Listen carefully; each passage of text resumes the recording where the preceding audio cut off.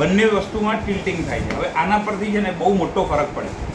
આને હું અહીંયા આગળ સ્ટ્રેટ રાખું છું આ રીતે, બરાબર. હવે આ રીતે સ્ટ્રેટ રાખું છું તો હું તમને શું કહું આ જોઈને કે હા આ લેવાય, કેમ કે એન્ટ્રન્સ પોઝિટિવ આવે છે. પણ જેવું આ એકચ્યુઅલી ટિલ્ટ છે અને આને ટિલ્ટ કરું છું તો ધીસ એન્ટ્રન્સ બીકમ્સ નેગેટિવ. અંદાજે આટલું ટિલ્ટ થાય છે એ સીધું છે ને એન્ટ્રન્સ નેગેટિવ થઈ જાય. કે અહીંયા આગળના જે વોશરૂમ છે, અહીંયાનું જે વોશરૂમ છે એ બધું પ્રોપર આપણે જોઈએ એવું જામતું નથી અને એન્ટ્રન્સ જ નહોતું ને એટલે આને મેં રિજેક્ટ કરી દીધું.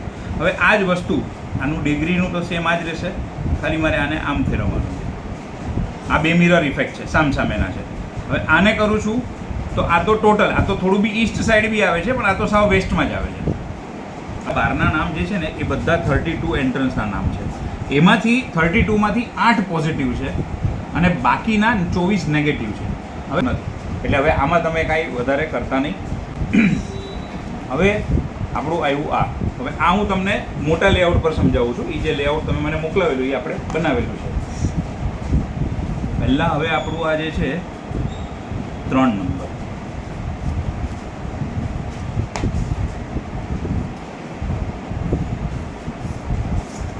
આ 3 નંબરનો ફ્લેટ એના પર મારે આ રાખવું. આ બસ જો હવે આ જે નોર્થનું મેં માર્કિંગ કરેલું એની સાથે હું આને અલાઇન કરું છું. આ મેં સેન્ટર પોઈન્ટ લઈ લીધેલું છે. તમારી પાસેથી લેઆઉટ મતલબ મંગાવવાનું કારણ આ હતું કે પહેલેથી આવ્યું હોય તો આ બધું હું મારું માર્કિંગ એક્ઝેક્ટ સેન્ટર પોઈન્ટ સાથે કરી લઉં. જે નોર્થના મેં બે જે પોઝિટિવ કીધા ને એમાંનું એક આ one of the best positive entrance આવે છે. આ સૌથી પહેલી વસ્તુ છે. આ જોઈ લો, આ 3 નંબર એનું એન્ટ્રન્સ અહીંયા તો મેં પણ આવી રીતે જ રાખ્યું છે. અચ્છા હા, એટલે હવે દિશા અને હવે એનું અહીંયા આગળ બતાડે છે નોર્થ, તો આપણું બી આ બાજુ આવ્યું પણ આપણું આમ સીધું નથી આવ્યું. આપણું એક્ઝેક્ટલી લોકેશન પર જોયા પછી ટિલ્ટ થાય છે. પણ એન્ટ્રી અહીંયાથી છે ને? હા, તો એન્ટ્રી પછી ઈસ્ટ આવે. ઈસ્ટ કેવી રીતે આવે તમે જુઓ ને. આ નોર્થ થયું, આ ઈસ્ટ છે, આ વેસ્ટ. તમે હવે ઈસ્ટ વેસ્ટ ભૂલી જાઓ. ઓકે ઈસ્ટ વેસ્ટ કાઢી નાખો મગજમાંથી. તો એમાંથી આ મુખ્યમાં જો આ લાઈનને હું આમ કરું અને આ લાઈનને હું આમ કરું, આવી ગયું એની વચમાં.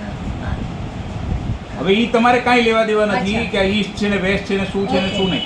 પણ તમારે ઈસ્ટ વેસ્ટની ભાષામાં સમજવું હોય તો આ નોર્થનું એન્ટ્રન્સ કહેવાય. આ જો આ ઉત્તર દિશા આ બાજુ છે, ઓકે. આને ઉત્તર એટલે નોર્થનું એન્ટ્રન્સ કહેવાય. આ બાજુ સાઉથનું કહેવાય.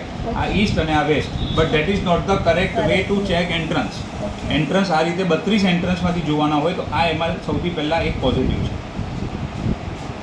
હવે આની અંદર એન્ટ્રન્સ પોઝિટિવ છે પણ આમાં પ્રોબ્લેમ શું આવે છે, જો આ SSW લખ્યું છે, ડિસ્પોઝલ અને વેસ્ટેજ છે. હવે ત્યાં આગળ શું આવે છે, બેડરૂમ આવે છે. અને ડિસ્પોઝલ અને વેસ્ટેજમાં તમે અગર સ્લીપિંગ પોઝિશન બનાવો છો તો પછી તમારે હેલ્થ ઇસ્યુઝ વધારે આવી જાય.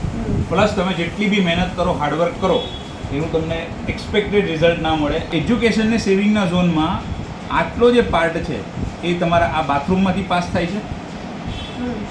અને જે ગેઇન્સ અને બેનિફિટ કે જે ઘરના દરેક મેમ્બરને કોઈ પણ મેટરમાં, પણ આ આવે છે WC, મોસ્ટ ડેન્જરસ. એટલે હવે તમે ગમે તેટલા મહેનત કરો, આ તમને એમાં જો અહીંયા આગળ આ ટોયલેટ હોય, વોશરૂમ હોય, તમને એક્સપેક્ટેડ બેનિફિટ મળે નહીં. એમાં ઘણીવાર લોસ બી થાય. જો સ્લીપિંગ પોઝિશન નેગેટિવ થઈ જાય, અહીંયા આગળ વોશરૂમ નેગેટિવ થઈ ગયું. હવે આ બાજુ આવો, જે કિચન, વોશિંગ મશીન છે અને કિચનનો જે ગેસ છે એ અહીંયા આગળ છે. હવે એ એક્ઝેક્ટલી અહીંયા આગળ આવે છે, ઈસ્ટ ઝોનની અંદર આવે, બરાબર. તો ધીસ ઇઝ ઓલ્સો અવોઇડેબલ. અથવા તો આની તો એક વખત રેમેડીઝ કરીને આપણે કરી શકાય, બહુ વાંધો નથી. આનું બીજું ઓલ્ટરનેટિવ બી કરાય કે એણે અહીંયા આપ્યું છે તો આપણે ગેસ અહીંયા મૂકવાનો અને આને અહીંયા આગળ મૂકવાનો. એ વસ્તુ આપણે કરી શકીએ એટલું, બરાબર છે. અને એક બેડરૂમ જે છે એ અગ્નિખૂણામાં જાય છે. નોર્થ ઈસ્ટની અંદર, આની અંદર નોર્થ ઈસ્ટ ક્લિયર છે. એટલે જો તમારે ફ્યુચરમાં મંદિર કે કંઈ બી મૂકવાનું આવે તો તમારે અહીંયા મૂકવું પડે અને આ વચ્ચે લાગતું હોય તો બહુ તો અહીંયા આગળ આ ખૂણામાં મૂકવું. આ સ્થાનની અંદર વચ્ચોવચ્ચ બરાબર WC છે. હવે આની રેમેડીઝ આપણે બધું કરીએ પણ જો આપણે હવે છે ને સાંભળો, હવે આપણે એ ડિસ્કશન કરતા પહેલાં તમે બીજું લેઆઉટ બી સમજી લો. એટલે પછી તમને ડિસિઝન લેવામાં ઇઝી પડશે કે ભાઈ આમાં આ પ્લસ મળે છે, આમાં આ પ્લસ મળે છે તો કર્યું આની સાથે. બરોબર. આ એન્ટ્રન્સ તો આ એન્ટ્રન્સ આપણું, આ લિવિંગ રૂમ, આ લિવિંગ રૂમ. એટલે ડિરેક્શનમાં ક્યાંય કન્ફ્યુઝન ના થાય. બરોબર. હવે એ થઈ ગયું. હવે આપણે એના ઉપર ડિરેક્શનનું માર્કિંગ કરીએ. એક્ઝેક્ટ આની સાથે અલાઈન થઈ ગયું. હવે આની અંદર આપણા એન્ટ્રન્સમાં બે ઇફેક્ટ આવે છે. એક આવે છે મુખ્યની એન્ટ્રન્સ, જે આપણને ઓલામાં બી મળે છે. હું કમ્પેર પછી તમને સમજાવું, પહેલાં તમને સિંગલ સમજાવી દઉં, પછી બરાબર. કમ્પેરિઝન. ચલો, આ એન્ટ્રન્સ થઈ ગયું. તો હું ઓલા એન્ટ્રન્સને અગર હું 100 આપું છું તો આને હું 80 આપીશ. બરાબર, આટલું પોઈન્ટ ક્લિયર. હવે આમાં આપણે મોટો પ્લસ પોઈન્ટ શું થાય છે, જો બ્રહ્મસ્થાન આખું ક્લિયર છે. બ્રહ્મસ્થાનની અંદર ક્યાંય કોઈ પણ WC નથી. આપણે આ કોર્નર ઉપર જે છે ને WC, એ WC ને આપણે જ્યારે બનાવશું ફ્લેટ, અગર તમે આ ડિસાઇડ કરો છો તો આપણે એને કહીશું કે ભાઈ તું આને અમને ખાલી પાછળ શિફ્ટ કરી આપ ને આગળ બાથરૂમ કરી આપ.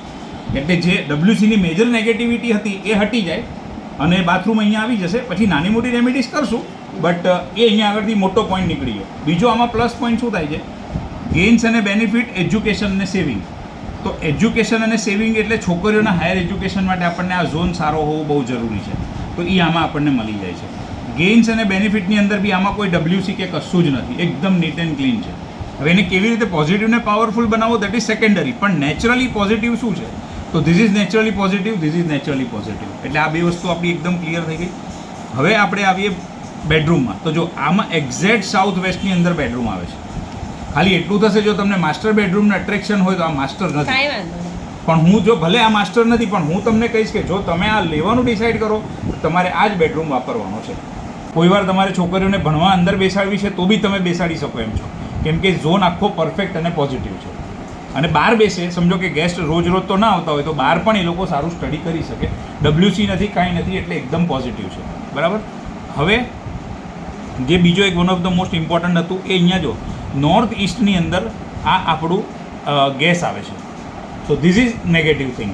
પણ એન્ટ્રન્સ આ બધું જ પોઝિટિવમાં છે. હવે ફક્ત રહ્યું કિચનનું, તો કિચન હોવું જોઈએ સાઉથ ઇસ્ટમાં. હવે સાઉથ ઇસ્ટમાં તો અહીંયા પોસિબલ નથી, હાલ કે આટલું બધું તો ચેન્જ થશે નહીં. આપણે સાઉથ ઇસ્ટની અને નોર્થ ઇસ્ટની મેજોરિટી આ બે વસ્તુની રેમેડીઝ કરી અને બાકીનું આપણે આગળ આમાં વધવું હોય તો વધી શકે.